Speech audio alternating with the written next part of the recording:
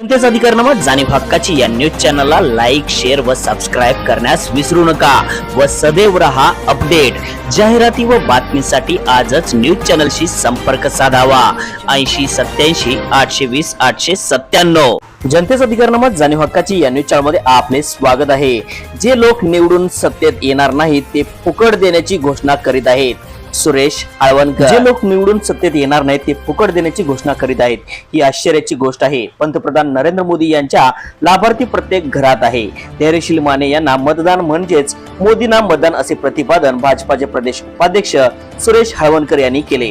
हातकणंगले लोकसभा मतदारसंघातील महायुतीचे उमेदवार धैर्यशील माने यांच्या प्रचारार्थ जवाहरनगर येथे आयोजित कॉर्नर सभेत सुरेश हाळवणकर बोलत होते।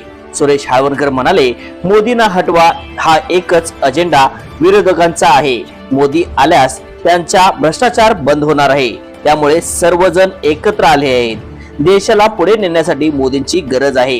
रूफटॉप सोलरच्या माध्यमातून घराघरात मोफत वीज उपलब्ध होणार आहे। सामान्यांचे प्रश्न सोडवण्यासाठी मोदींशिवाय पर्याय नाही, पुंडलिकराव जाधव म्हणाले। धैर्यशील माने यांनी मोठ्या प्रमाणात विकास निधी मतदारसंघात आणला आहे, त्यासाठी त्यांना पुन्हा संधी देण्याची गरज आहे।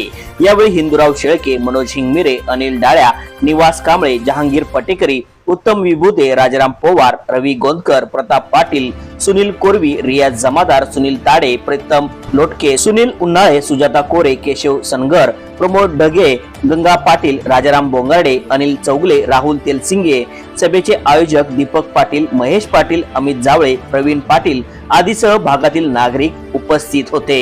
चला तर पाहूया सविस्तर न्यूज चॅनल प्रतिनिधी श्री सचिन खोंद्रेसह। करतो पेट्रोल भरण्याच बऱ्याच लोकांना माहित नसतं हे देशाच्या प्रधानमंत्र्यांसमोर पेट्रोल पंपावर काय थापा मारताय का, मी खरं सांग भरायचं काम करतोय असं आपल्याला समजलं असतं तर आपण काय केलं असतं?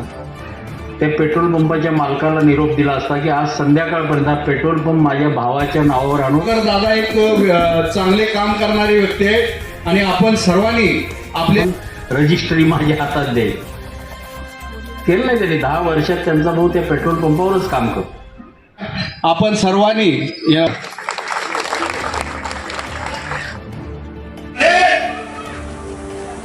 म्हणून सांगितलं हाळवणकर साहेबांनी शेवटपर्यंत पैसे कमी पडतील नाही, दुसऱ्या टप्प्याचं काम चालू करायचं आहे म्हणून नुसतं खासदारांना सांगितलं, त्यांनी लगेचच 50 लाख रुपये पाठवून दिले।